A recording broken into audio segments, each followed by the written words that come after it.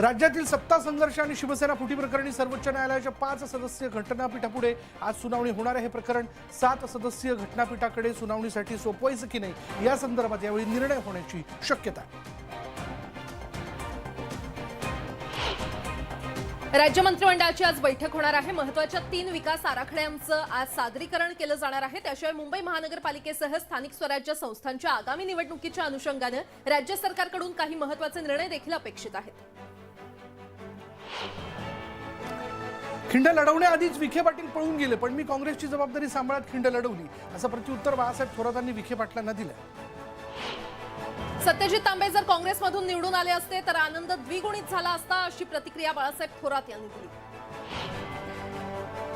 गडचिरोली जिल्ह्यातील आरोग्य सुविधा, रोजगार आणि शेतकऱ्यांची अवस्था दयनीय झाली असल्याचा आरोप विरोधी पक्षनेते अंबादास दानवे यांनी केला। गडचिरोलीच्या विकासावरून त्यांनी सरकारवर तीव्र शब्दात टीका केली। पहाटेच्या शपथविधीबाबत पवारांना माहित होतं असा गौप्यस्फोट देवेंद्र फडणवीस यांनी केला। याबाबत त्यावेळी जे काही घडलं ते केवळ शरद पवार आणि अजित पवार हेच सांगू शकतील। तसंच हा केवळ देवेंद्र फडणवीस यांचा सहानुभूती मिळवण्याचा प्रयत्न असल्याचं रोहित पवार म्हणाले। बुलढाण्यामध्ये पीक विम्याच्या प्रश्नावर स्वाभिमानी शेतकरी संघटनेनं आमरण उपोषण केलं। तूर कापसाला योग्य भाव देण्याची मागणी ही शेतकऱ्यांनी केली। जोपर्यंत मागण्या मान्य होत नाहीत तोपर्यंत उपोषण सोडणार नसल्याचा पवित्रा शेतकऱ्यांनी घेतला। रत्नागिरीने रायगड जिल्ह्याला जोडणारा आंबेत महाप्रळ ब्रिज वाहतुकीसाठी बंद आहे आणि या पूल वाहतुकीला खुला करावा आणि या ठिकाणी नवीन ब्रिज बांधावा या मागणीसाठी पायी दिंडी काढण्यात आली। पूर्वसूचना न देता अचानक 3 ट्रेन रद्द केल्यानं रत्नागिरीमधून मुंबईत येणाऱ्या चाकरमान्यांचे हाल झालेत। जनशताब्दी एक्सप्रेसला जत्रेचं स्वरूप प्राप्त झालं होतं। कोकण रेल्वेचा ढिसाळ कारभार पुन्हा एकदा समोर आला। जळगाव जिल्ह्याच्या अमळनेर तालुक्यातील दहिवद इथे पुण्यश्लोक अहिल्यादेवी होळकर यांच्या स्मारकाचे राष्ट्रवादी काँग्रेसचे मुख्य प्रतोद आमदार अनिल पाटील यांच्या हस्ते लोकार्पण करण्यात आलं। धनगर समाजाचा पेहराव धारण करून मिरवणुकीमध्ये ते सहभागी झाले होते।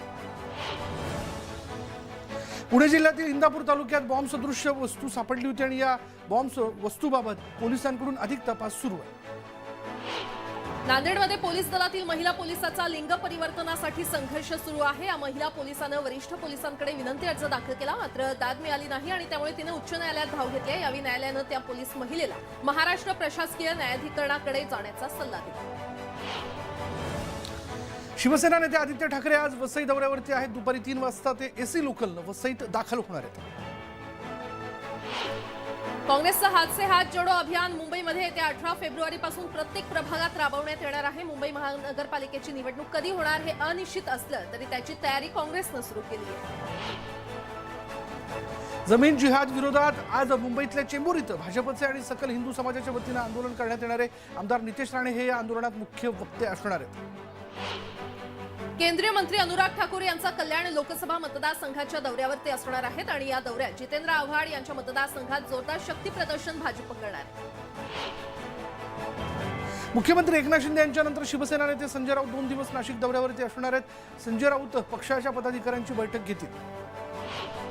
बजरंग दल आणि नागपूर महानगरपालिकेच्या वतीनं व्हॅलेंटाईन डेच्या विरोधात चेतावणी रॅलीचं आयोजन करण्यात आलेलं आहे। छावणी दुर्ग माता मंदिर काटोल रोड इथून ही रॅली निघणार आहे। उल्हासनगरच्या सी ब्लॉक ते शांतीनगर या रस्त्याच्या काँक्रिटीकरणासाठी 26 कोटींचा निधी MMRDAच्या माध्यमातून मंजूर झालाय। मात्र असं असताना देखील या रस्त्यावर डांबरीकरण केलं जात असल्यानं आश्चर्य व्यक्त होत आहे। काही दिवसांनी या रस्त्याचं काँक्रिटीकरण केलं जाणार असताना मग डांबरीकरण करून नागरिकांच्या पैशाचा चुराडा का, असा सवाल नागरिक विचारतात। भिवंडीमध्ये जिल्हा प्रशासनाची मुंब्रा कोपर आणि भिवंडी खाडीमध्ये अनधिकृत रेती उत्खनन करणाऱ्या पंपांवर कारवाई करण्यात आलेली आहे आणि या कारवाईमध्ये 50 लाखांचा मुद्देमाल नष्ट करण्यात आलाय। पहिल्या विद्युत दुमजली वातानुकूलित बसमुळे बेस्टचा तोटा कमी होणार आहे। या बसचा खर्च प्रति किलोमीटर 56 रुपये इतका आहे आणि 75 रुपये उत्पन्न आणि त्यामुळे 19 रुपयांचा निव्वळ नफा बेस्टच्या तिजोरीत जमा होणार आहे। उमेश कोल्हे हत्या प्रकरणातील आरोपींनी जामिनासाठी मुंबई सत्र न्यायालयामध्ये याचिका दाखल केलेली आहे। या प्रकरणी अमरावतीतून 11 आरोपींना अटक करण्यात आली आहे। सध्या सर्व आरोपी न्यायालयीन कोठडीमध्ये आहेत।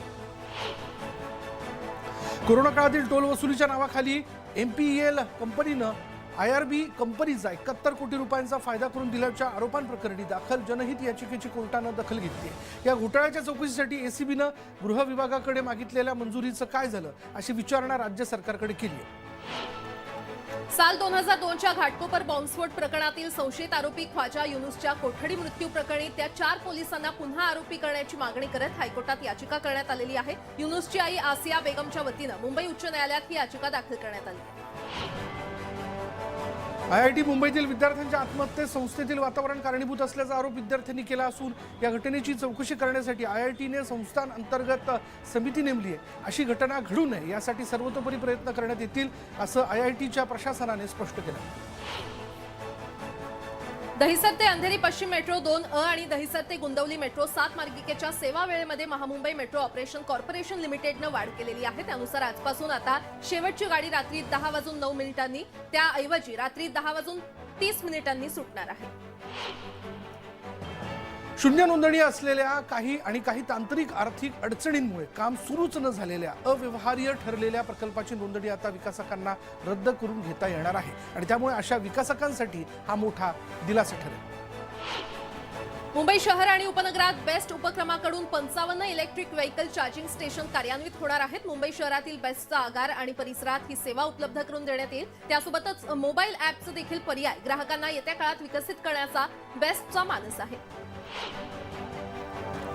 पर्यटन डोळ्यासमोर ठेवूनच मुंबईकरांसाठी 50 ओपन डेक बसेसचा पर्याय लवकरच उपलब्ध होणार आहे आणि या बसेसचा वापर मुंबई दर्शनासाठी करण्यात येणार आहे. या बसेसच्या निर्मितीची ऑर्डर बस निर्मिती कंपनीला दिली असल्याचं स्पष्ट करण्यात आलं.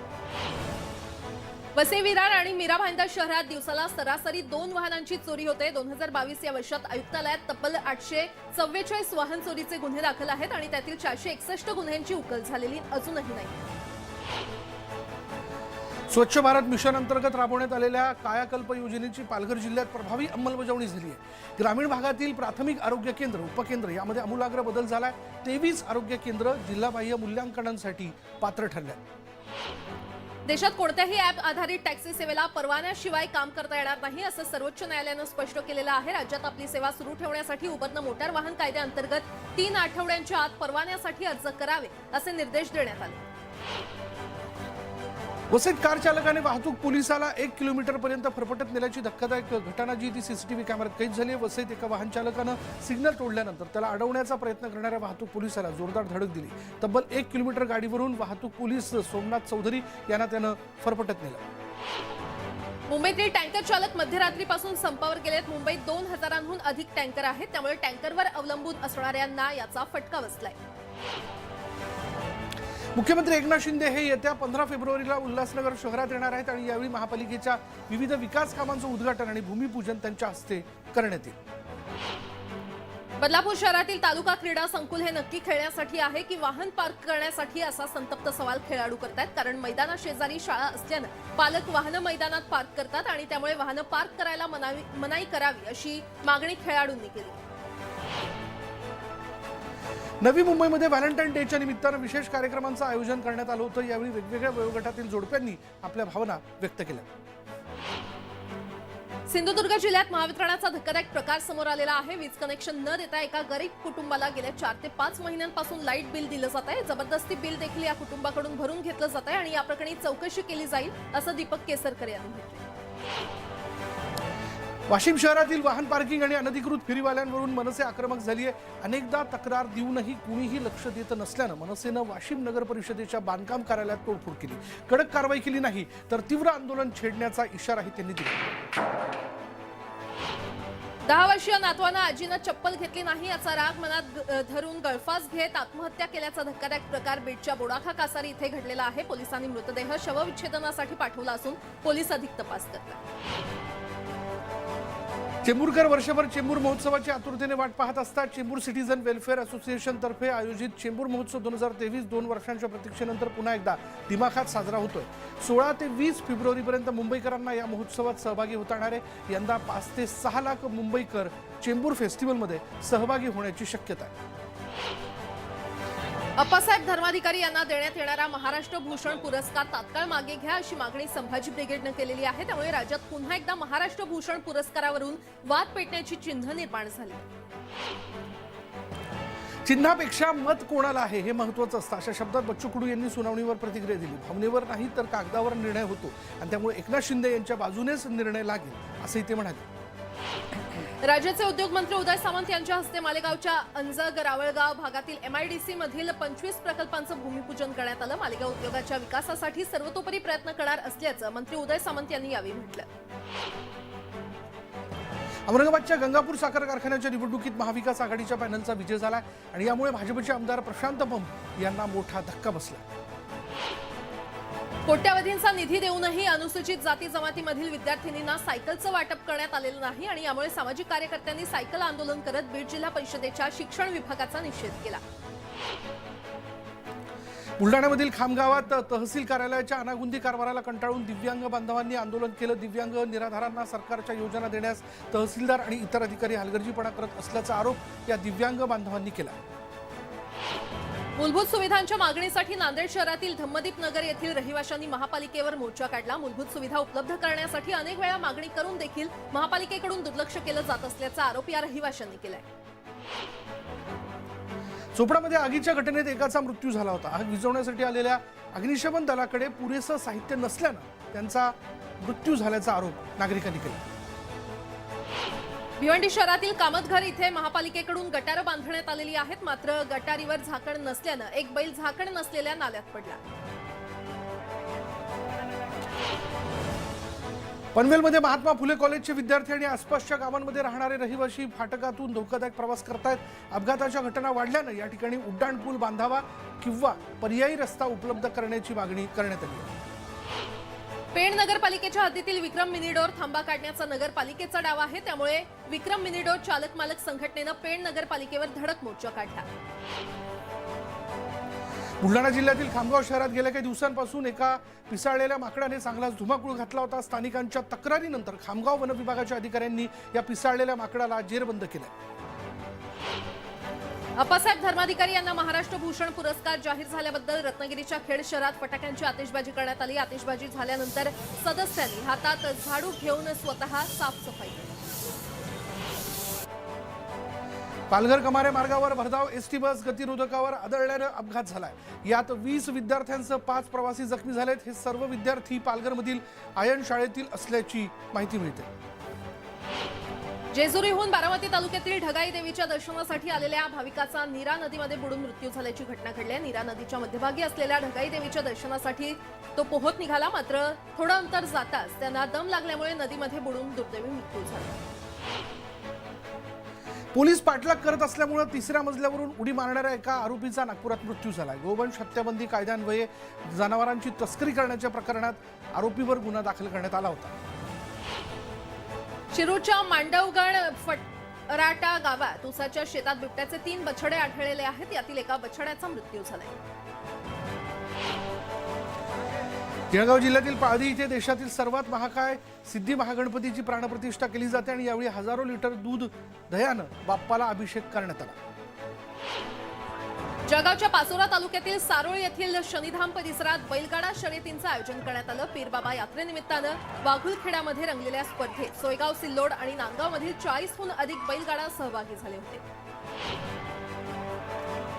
वर्ध्याच्या टाकळी इथे जय किसान शंकरपट कमिटीच्या वतीनं बैलगाडा शर्यतीचं आयोजन करण्यात आलं। यात 82 बैलगाडा स्पर्धकांनी सहभाग घेतला। पहिलं बक्षीस अमरावतीच्या विनोद दैमा यांच्या सिंगम गुरुनं पटकावलं। नंदुरबार जिल्हास्तरीय विज्ञान प्रदर्शनाला नंदुरबार शहरातील श्रॉफ हायस्कूलमध्ये सुरुवात झालेली आहे। 2 दिवसीय विज्ञान प्रदर्शनाचं उद्घाटन जिल्हा परिषद अध्यक्ष सुप्रिया गावित यांच्या हस्ते करण्यात आलं। शिवजयंतीच्या पार्श्वभूमीवर बीड शहरात परराज्यातील मूर्तिकार दाखल झालेत। छत्रपती शिवाजी महाराजांच्या मूर्तीला रंगरंगोटी करताना शेवटचा हात फिरवताना मूर्तिकार दिसून येत आहे। ब्रेकनंतर पुन्हा एकदा आपलं सगळ्यांचं स्वागत। ब्रेकनंतर एक ब्रेकिंग न्यूज हाती आलेली आहे, ती अशी आहे की रस्ता खोदल्याची पोलीस स्टेशनमध्ये तक्रार दिल्याचा राग मनात ठेवून गावगुंडांनी एका कुटुंबाला मारहाण केली आहे। गावातील कदम कुटुंबाला फावडं, दगड आणि लाथाबुक्क्यांनी मारहाण करण्यात आलेली आहे आणि या मारहाणीत 3 जण गंभीर जखमी झाले। ही घटना मावळ तालुक्यातील शिवली गावात घडली आहे। या प्रकरणी पोलीस ठाण्यामध्ये गुन्हा दाखल करण्यात आला। त्याची दृश्य आपण बघतोय, बघा कशा प्रकारे या कुटुंबाला मारहाण करण्यात आली। आणि या संदर्भात अधिक माहिती देत आहेत आमचे प्रतिनिधी गणेश धुडम आपल्यासोबत जोडले गेलेले आहेत। गणेश, नेमका काय प्रकार? गणेश, आपल्यापर्यंत आमचा आवाज येतोय? प्राजक्ता मावळ तालुक्यातील शिवली गावातील हा गंभीर प्रकार समोर आलेला एका ग्रामस्थांनी हा संपूर्ण प्रकार आपल्या मोबाईल कॅमेऱ्यामध्ये कैद केलेला आहे. रस्ता खोदल्याचा राग मनात धरून 3 जणांना बेदम मारहाण करण्यात आली आहे. त्यामध्ये हे 3 जण गंभीर जखमी झालेले, तर 5 जणांवर आता वडगाव मावळ पोलीस स्टेशनमध्ये गुन्हा दाखल करण्यात आलेला आहे. मावळ तालुक्यामध्ये वारंवार असे गंभीर प्रकार होत असतात, परंतु एका ग्रामस्थाच्या सतर्कतेमुळे हा संपूर्ण प्रकार समोर आलेला आहे. बरं प्राजक्ता. गणेश, धन्यवाद या सविस्तर माहितीसाठी.